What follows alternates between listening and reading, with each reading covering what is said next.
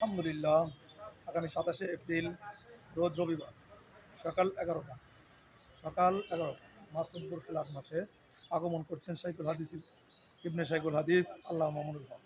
বাংলার জমিনে খেলাফত প্রতিষ্ঠার লক্ষ্যে সারা বাংলাদেশ চষে বেড়াচ্ছেন।